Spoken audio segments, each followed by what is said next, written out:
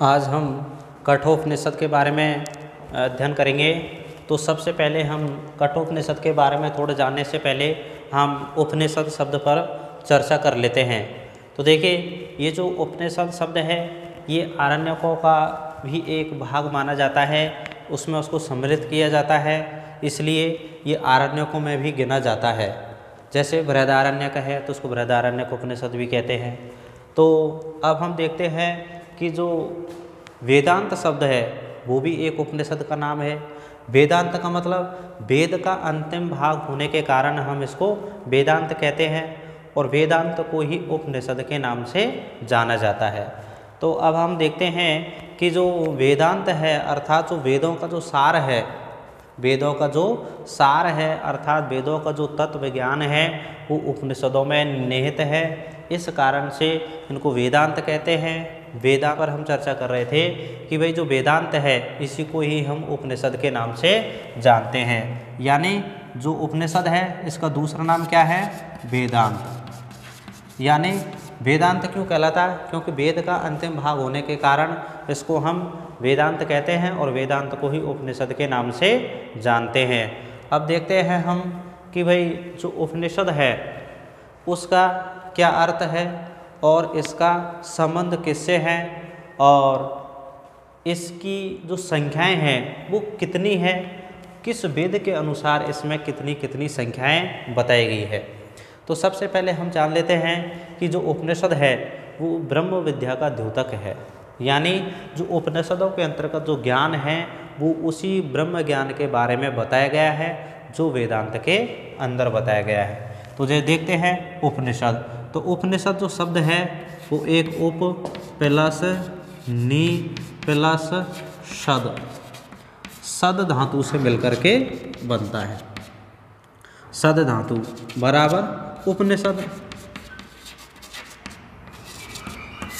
अब हम देखते हैं कि भाई जो उप और नी ये दो उपसर्ग है और सद धातु है। तो यहाँ पर जो सद धातु है इसके तीन अर्थ होते हैं। तीन अर्थ, एक तो कौन कौन सा होता है? एक तो होता है विसरण। कौन सा होता है? विसरण, जिसको हम कह सकते हैं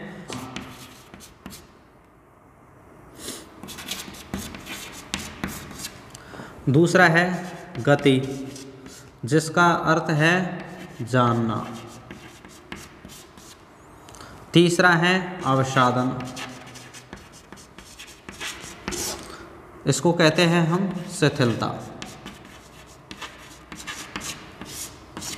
यानी हमने उपनिषद शब्द को अलग किया कि भाई उपनिषद शब्द है वो किस किस से मिला है? उप, नी और सद। अब यहाँ पर उप और नी ये तो है दो उपसर्ग है और जो सद धातु है उसके तीन अर्थ हमको देखने को मिलते हैं। जैसे पहला अर्थ है विसरण, यानी विसरण के अंतर्गत क्या होता है, किसका इससे संबंध है? तो यह माना जाता है कि जो उपनिषद है वो ब्रह्म विद्या के द्योतक कहलाते हैं, ब्रह्म विद्या का एक मुख्य सिद्धांत कहलाता है। अर्थात संसार के अंतर्गत जो मनुष्य हमेशा मोक्ष की इच्छा रखने वाले होते हैं, जो मुमुक्षुजन होते हैं, इस प्रकार के इस उपनिषदों को ज्ञान रखने से उनकी जो संसार की बीजभूता अविद्या है वो नष्ट हो जाती है। यानी इस विसरण का जो संबंध है तो किससे रखेंगे हम? नाश होने से। और नाश का मतलब क्या होता है? मनुष्य की जो अज्ञानता है, यानी उसके अंतर्गत जो अज्ञान निहित हैं, अज्ञान रूपी जो अंधकार बढ़ा हुआ है अर्थात जो उसकी बीजभूता अज्ञान विद्या है वो उसकी नष्ट हो जाती है। इस पहले अर्थ में हम विसरण का अर्थ लेते हैं। दूसरा अर्थ होता है गति, यानी गति का मतलब वो जान लेता है अर्थात वो ब्रह्म गति को प्राप्त हो जाता है। और अवसादन शिथिलता, यानी उसके जो दुख होते हैं, जो आध्यात्मिक जो दुख होते हैं, उसके मानसिक जो कष्ट होते हैं, क्लेश होते हैं, उनमें शिथिलता आ जाती है। तो इस प्रकार से उपनिषद है वो उप प्लस नी तथा शद धातु के अर्थ से संपन्न होता है और शद धातु के तीन अर्थ विसरण, गति और अवसादन, इन तीन अर्थों से लेते हैं। इस प्रकार से ये उपनिषद का जो उत्पत्ति, जो व्युत्पत्ति परक जो अर्थ है वो ये है। अब हम देखते हैं उपनिषदों की संख्या। उपनिषदों की संख्या। अब वैसे जो उपनिषदों की संख्या के बारे में विद्वानों में काफ़ी मतभेद है, यानी निश्चित रूप से इस एक प्रमाणिक तथ्य को नहीं ला पाए हैं कि भाई उपनिषदों की संख्या इतनी ही है। तो कुछ विद्वान हैं वो उपनिषदों की संख्या कितने मानते हैं, 108, कि भाई उपनिषद कितने हैं, 108 है। जबकि हम वेदों के अनुसार अगर इनकी संख्या बांटें तो वेदों में भी अलग अलग ऐसे प्रमाण देखने को मिलते हैं। इनकी संख्या के बारे में काफ़ी अलग अलग विचार देखने को मिलते हैं। जैसे पहला वेद है हमारा ऋग्वेद। ऋग्वेद के अनुसार उपनिषदों की संख्या कितनी है, 10 है। यानी ऋग्वेद के अनुसार उपनिषदों की संख्या कितनी है, 10 है। और दूसरा हमारा है यजुर्वेद। यजुर्वेद के अंतर्गत पहला वेद है शुक्ल यजुर्वेद।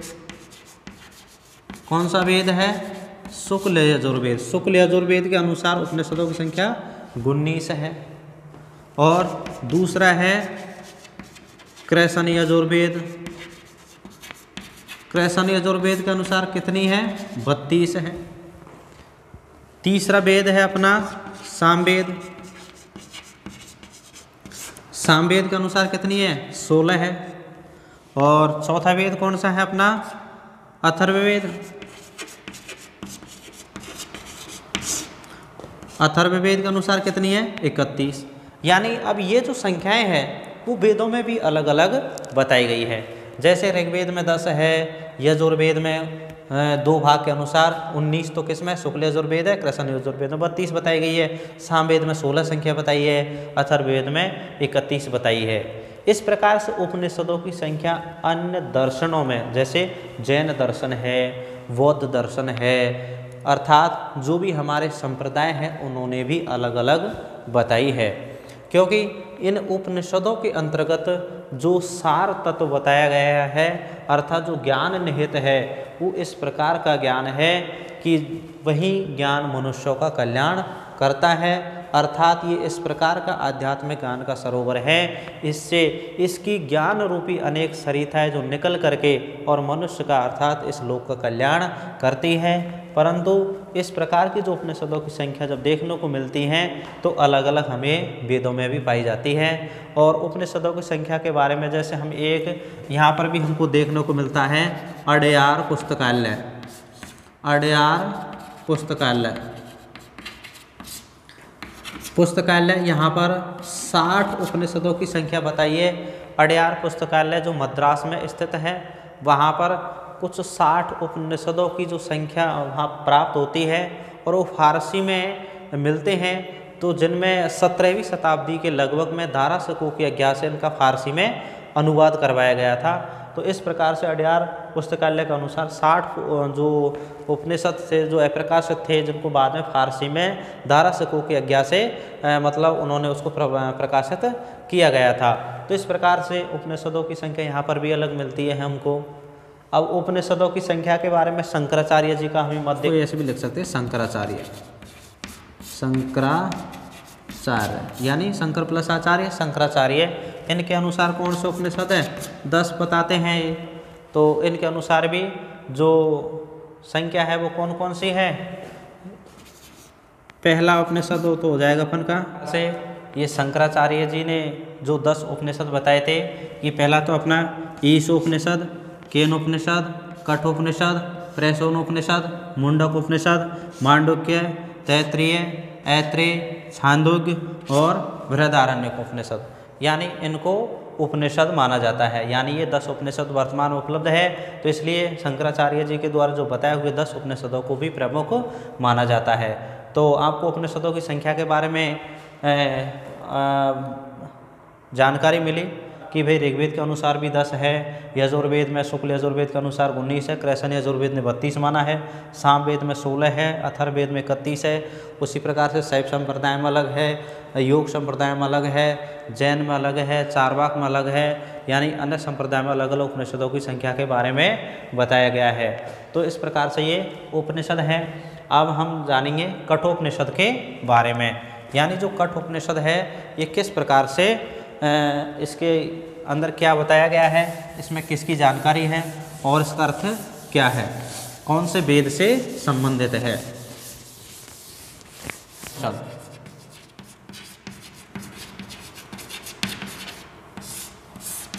ये जो कठोपनिषद है, कठोपनिषद के रचयिता कौन है, कठ ऋषि, यानी कठ एक ऋषि का नाम है और ये कठ शाखा के ऋषि है, इस कारण से इनको कठोपनिषद का रचयिता भी माना जाता है। कठोपनिषद के अंतर्गत जो कठोपनिषद तय और जो दय बताया जाता है दोनों ही व्याकरण के अनुसार सही है। बापसा ने सूत्र से जलों के स्थान पर चर करने के स्थान पर तय और दय, इस प्रकार से वो नियम बन जाता है।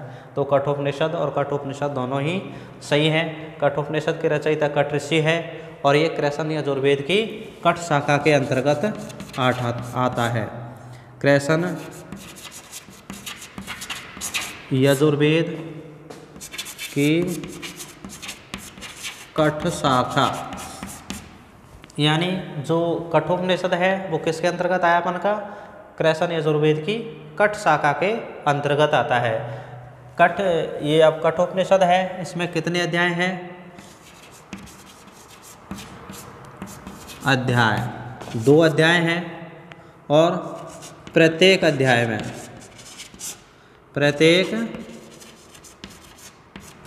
में 3 बल्ली है। यानी जो उपनिषद अपन का कौन सा है, कठोपनिषद है। इस कठोपनिषद के अंतर्गत 2 अध्याय हैं, प्रथम अध्याय द्वितीय अध्याय। प्रथम अध्याय के अंतर्गत 3 बल्ली है और जो द्वितीय अध्याय है उसमें भी 3 बल्ली है। पाठ्यक्रम के अंतर्गत अपना जो प्रथम अध्याय है उसकी 2 बल्ली निर्धारित हैं, तो हम इनका अध्ययन करेंगे। तो इससे पहले अपन जो कठोपनिषद का जो सामान्य परिचय है, यानी इसको हम किस दूसरे उपनिषद के नाम से भी जानते हैं, यानी इसको हम नचिकेतोपाख्यान के नाम से भी जानते हैं। कठोपनिषद है, इसके अंतर्गत जो वाजश्रवा ऋषि के पुत्र वाजश्रवस है, अर्थात जो उद्दालक मुनि के नाम से भी हम जानते हैं, ऐसा पुस्तकों के अंतर्गत बताया गया है कि वो एक बार विश्वजित यज्ञ करते हैं।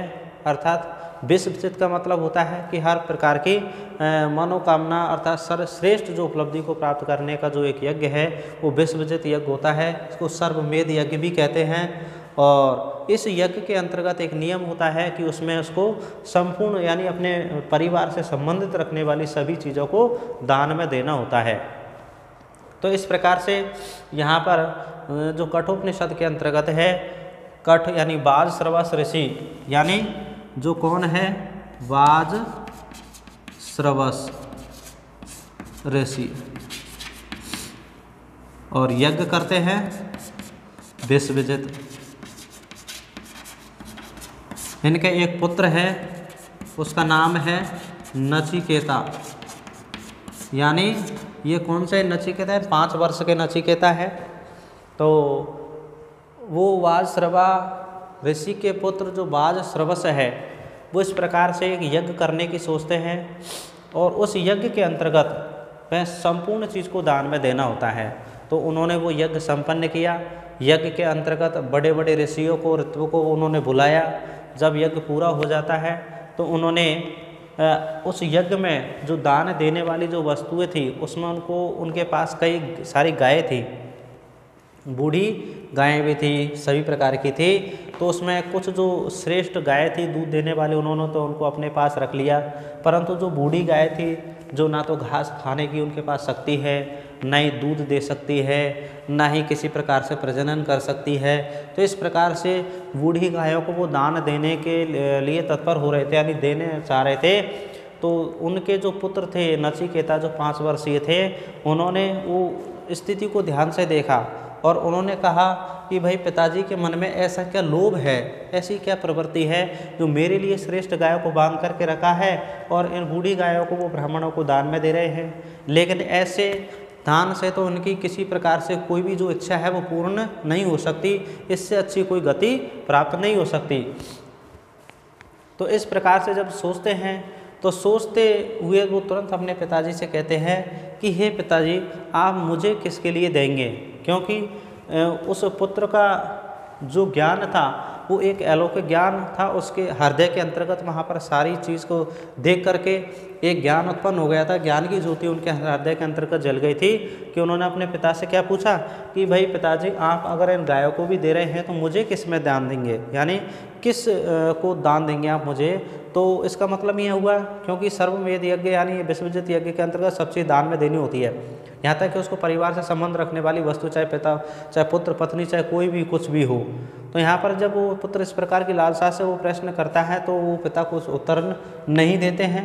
बालक बार बार प्रश्न पूछता है और प्रश्न पूछ करके जैसे वो ऋषि होते हैं, ये वास्त्रवश ऋषि, वो क्रोधित हो जाते हैं और क्रोधित होते वो कहते हैं कि अहम त्वाम मृतवे ददामी, यानी मैं तुम्हें मृत्यु को दूंगा। इस प्रकार से वो मुँह से निकाल देते हैं। तो जब इस प्रकार की बात को सुन करके जो उसका पुत्र नचिकेता होता है वो सोचता है कि ब्राह्मणों को ये गाय दी जा रही हैं, अन्य वस्तुएं भी वो ब्राह्मणों को दे रहे हैं, तो भला उस यम को मेरे से कौन सा काम आ पड़ा जिसके कारण से मेरे पिताजी मुझे मृत्यु के लिए अर्थात यम के लिए मुझे दान में देना चाहते हैं। तो इस प्रकार से वह जो 5 वर्षीय बालक है अपने पिता की आज्ञा को सहर्ष मान करके और यमलोक जाता है। अब यहाँ पर उस वस्तु को सहर्ष यानी उस वरदान के बारे में यह कह सकते हैं कि जैसे बालक ने पूछा उसके बारे में उनको तुरंत बिना सोचे समझे इस प्रकार से कह दिया गया हो। यह प्रकार के ऐसे उदाहरण हैं जहाँ पर ना समझी के हिसाब से इस प्रकार से वरदान से संबंधित है या कोई वक्तव्य ऐसे आते हैं जिनका पालन किया गया है। तो यहाँ पर भी जो नचिकेता जो पुत्र है 5 वर्ष का बालक है, दिव्य ज्ञान से युक्त है और वह इस प्रकार के अपने पिता की आज्ञा को मान करके और यमलोक चला जाता है। यमलोक जाता है, वहाँ पर वह द्वार पर पहुँच जाता है, परंतु वहाँ पर यमराज नहीं थे और वह 3 दिन तक वह प्रतीक्षा करता है। 3 दिन तक इंतजार करने के पश्चात जब महाराज यम आते हैं तो उनकी पत्नी से कहते हैं कि भाई द्वार पर इस प्रकार से भूखा ब्राह्मण बालक आया, 3 दिनों तक बैठा हुआ है, इससे तो मुझे पाप लगेगा। उससे अर्घ्य लेकर के उनकी पूजा करो, उनके क्रोध को शांत करते हैं, इस प्रकार से उनका आदर सत्कार करते हैं दोनों यम की पत्नी।